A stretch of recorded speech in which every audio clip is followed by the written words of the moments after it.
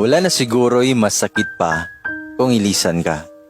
Samot nagbag-o lang niya nakaila, og samot na kung sa chatra sila nagkaila. Makapangutana ka na, nga naman, unsay kulang sa kuha.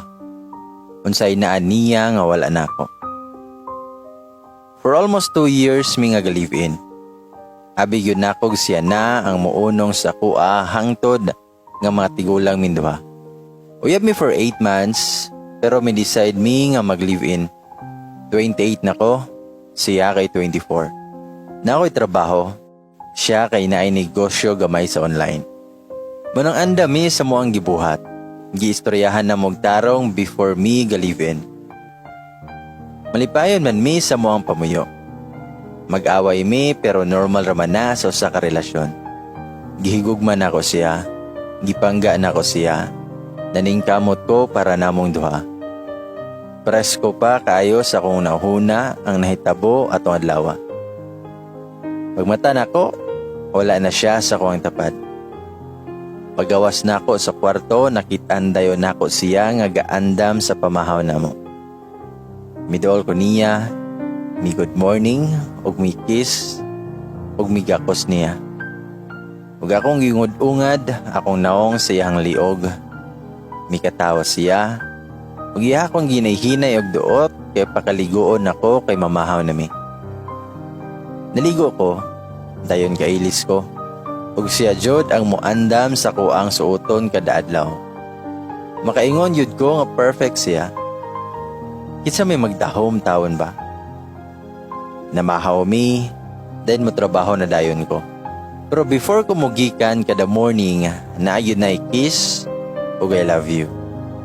Madungo gihapon nako hangtod karon ang iyang giingon nga I love you love, amping ka perme. Kada break time gyud nako, mo chat ko niya.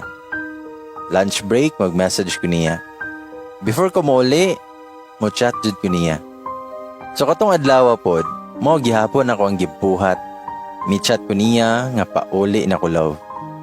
Mo nang natingala ko sa kong pag-abot sa moa, ngit-ngit kayong balay. Walay suga nga gasiga.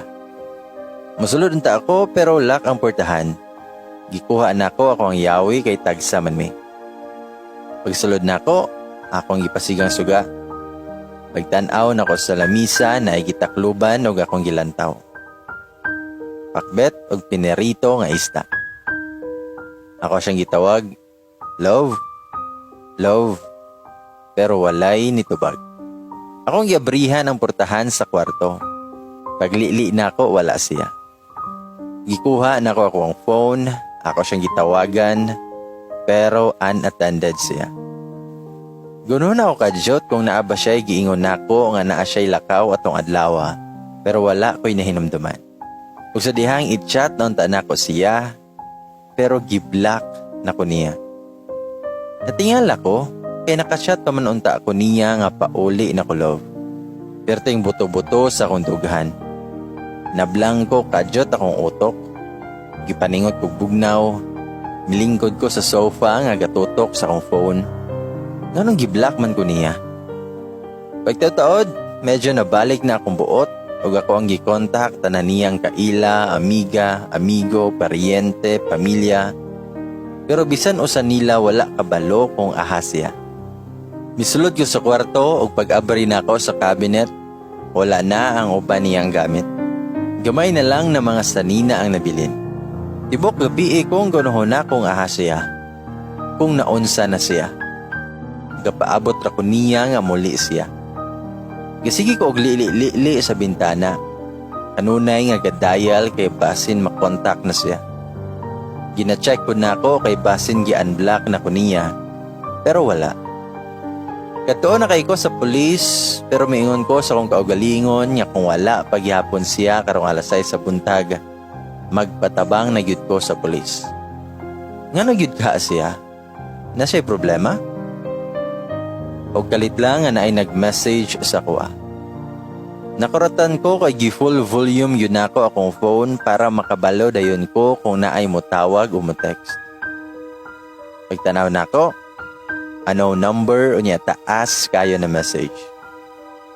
Samtang nagbasa ko, na-realize na ako nga gikan ni niya. Halos di ko katuo sa akong gibasa. Tinuod ni. Nga naman, daghan kayong sorry. Love daw ko niya pero dili na niya kaya. Og dili po daw niya kaya na iistorya sa akong atubangan ang desisyon niya. Makalagot, nga sakit kaayo, nga naa daw siya'y nakaila sa chat. Og dili na lang daw ko mabalaka kay na siya sa lugar nga safe, og kuyog niya kay masaligan daw. Wala ako kasabot sa kong bation. Naglagot ko, nasakitan ko, galibog ko. Daghan kay kog pangutana. Ngano? Kano saa? Kinsa? Tinuod ni? Dili na ako kayang dawaton yun. Gusto na ko nga makaistorya siya sa personal. Kanang kapin 3 years nga kailan ako siya og karelasyon, unya ing ana lang kadali para niya. Giilisan ko niya siyahang kachat o gipahibalo lang ko niya sa text. Wala na ilaing masakit pa ni.